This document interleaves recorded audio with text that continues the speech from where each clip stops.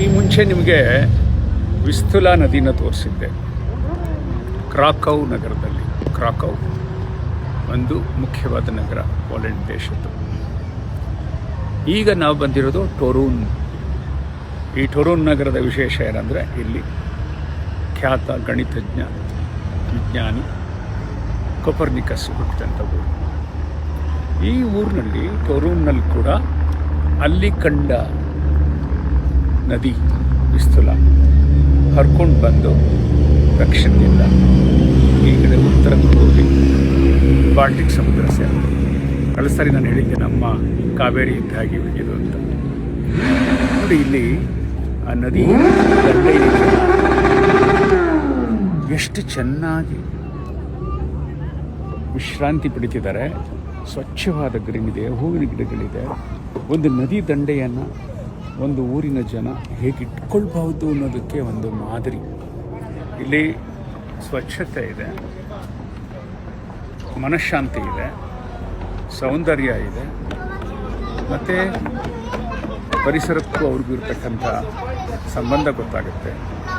ನದಿ ದಂಡೆಯ ಜನ ಹೇಗಿರಬಹುದು ಅನ್ನೋದು ತಿಳಿಯುತ್ತೆ. ನಮ್ಮ ನದಿಗಳನ್ನು ನೋಡಿದ್ದೀರಿ, ನಾನು ಹೇಳಬೇಕಾಗಿಲ್ಲ.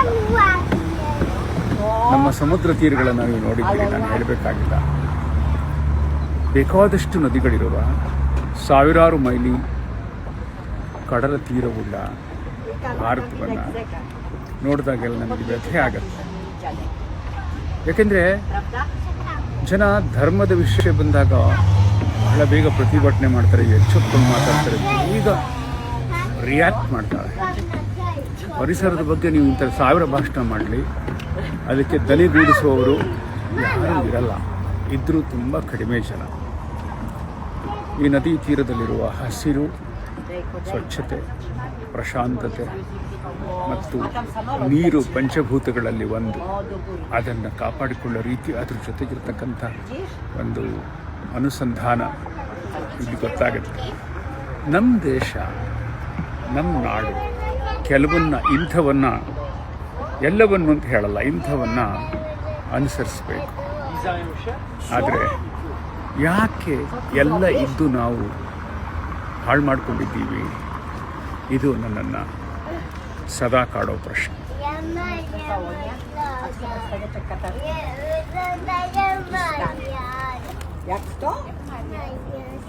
ಇನ್ನಷ್ಟು ವಿಶೇಷ ಲೇಖನಗಳಿಗಾಗಿ ಸಂಯುಕ್ತ ಕರ್ನಾಟಕ ಪತ್ರಿಕೆಯನ್ನು ಓದುತ್ತಿರಿ.